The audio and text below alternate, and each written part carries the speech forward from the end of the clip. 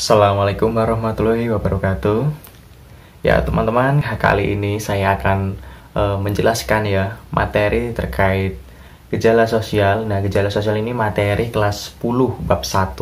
Nah, di sini materi gejala sosial itu terdapat beberapa poin-poin seperti pengertian fakta, pengertian konsep, pengertian definisi, pengertian dasar-dasar sosiologi, serta ragam gejala sosial. Jadi, konsep presentasi kali ini saya akan menggunakan PowerPoint, yaitu PPT yang telah saya buat, yaitu terkait materi gejala sosial bab 1 kelas 10, materi pembelajaran sosiologi. Jadi, nanti PowerPoint saya munculkan, terus saya akan gabung dengan suara saya. Jadi, konsepnya seperti itu, teman-teman.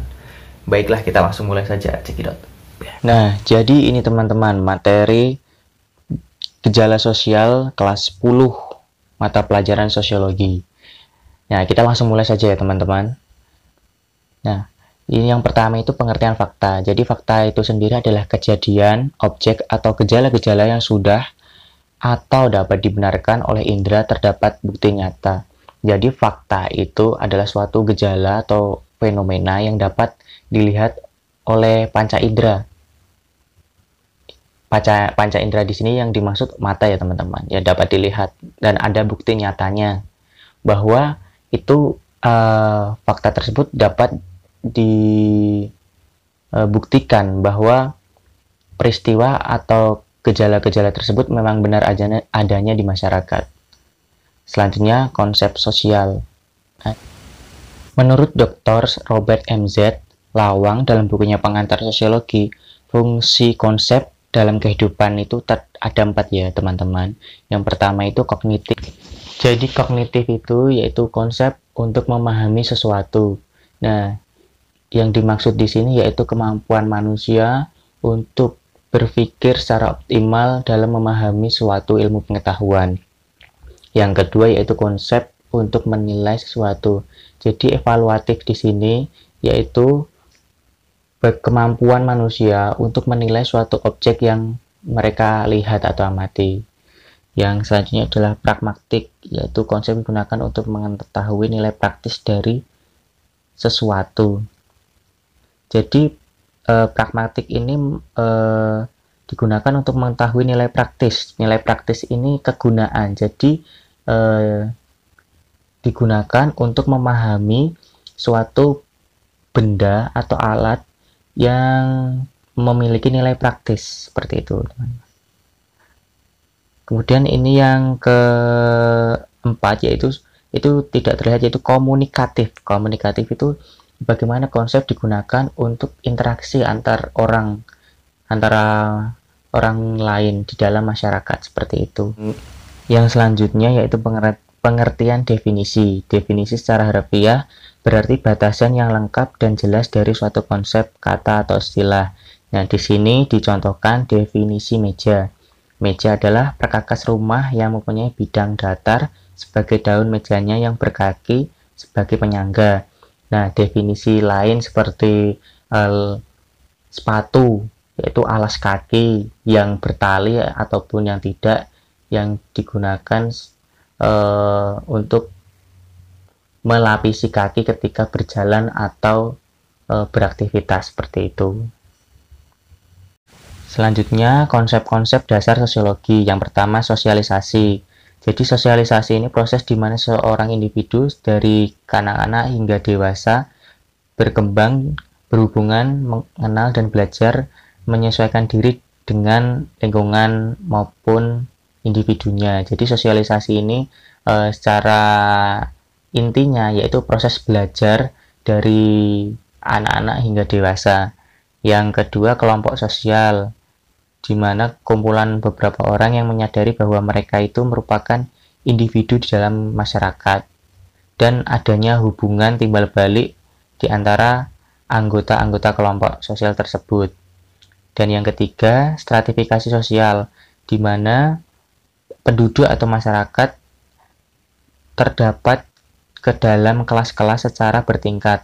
Seperti kalau dicontohkan di dalam masyarakat itu terdapat ketua RT, terdapat RW, terdapat masyarakat, ibu rumah tangga, dan sebagainya. seperti itu. Dan yang keempat, lembaga sosial adalah sistem tata kelakuan yang bertujuan untuk memenuhi kebutuhan khusus di masyarakat. Nah, lembaga sosial itu seperti Karang Taruna, seperti ibu-ibu PKK, seperti itu. Dan yang selanjutnya yaitu perubahan sosial adalah perubahan nilai, norma, pola sikap, serta perilaku yang terjadi pada lembaga sosial. Contoh dari perubahan nilai, bahwa masyarakat Indonesia seperti cara berpakaiannya itu masih dulunya menggunakan batik lah istilahnya, seperti itu, dan sekarang telah mengalami perubahan ke arah barat-baratan seperti memakai jeans, memakai kimono, dan lain-lain. Yang selanjutnya, konflik sosial adalah keadaan masyarakat yang ditandai pertentangan akibat hubungan yang tidak serasi antara tindakan, norma, dan nilai sosial dalam interaksi sosial. Jadi konflik sosial itu terdapat suatu pertentangan akibat hubungan yang tidak serasi tadi, ataupun tidak baik lah istilahnya, seperti itu. Contoh konflik sosial itu seperti misuh-misuh ya teman-teman, bertikai dengan teman sampai ngomong kasar, seperti itu termasuk konflik sosial. Kemudian ragam gejala sosial. Jadi gejala sosial sendiri merupakan suatu peristiwa yang dibuat dan dilakukan oleh manusia. Kita dapat menemukan berbagai gejala sosial di dalam kehidupan sehari-hari ya teman-teman. Jadi gejala sosial itu tindakan kita sehari-hari itu sudah termasuk dalam gejala sosial. Nah, gejala sosial itu di sini dapat dibagi menjadi yang pertama itu tindakan individu. Jadi tindakan individu itu aktivitas sehari-hari tanpa melibatkan orang lain, seperti kita belajar, menonton film, membaca buku, seperti itu. Kemudian tindakan individu yang mendapatkan respon dari orang lain yang melibatkan individu lain itu termasuk tindakan sosial, seperti bermain basket dengan teman, mengobrol dengan saudara, dengan keluarga, berdiskusi di kelas. Itu termasuk tindakan sosial karena melibatkan orang lain juga. Selanjutnya, lanjutannya tadi ragam gejala sosial, yaitu yang kedua tindakan kolektif. Ialah suatu perilaku yang lahir secara spontan, relatif tidak terorganisasi, serta hampir tidak bisa diduga sebelumnya.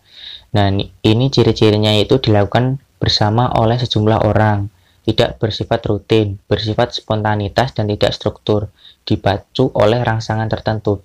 Jadi contoh,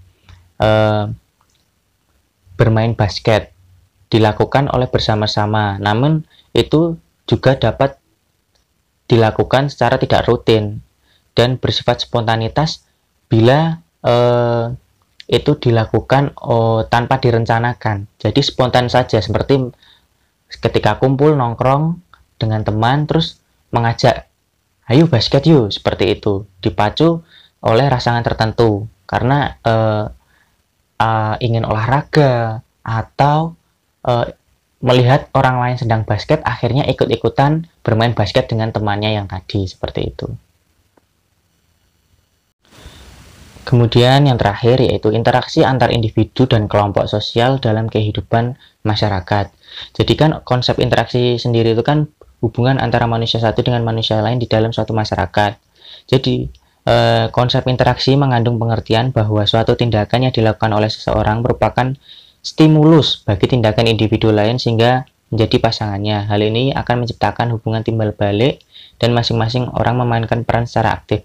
Jadi seseorang melakukan suatu interaksi, suatu hubungan yang diawali dengan stimulus, itu akan keinginan untuk mendapatkan respon balik sehingga terjadinya hubungan yang timbal balik di dalam suatu masyarakat tadi. Nah, seperti itu teman-teman. Nah, jadi itu teman-teman penjelasan tadi materi gejala sosial melalui PPT yang saya jelaskan. Namun bila kurang jelasnya dapat ditanyakan langsung di grup WhatsApp ya.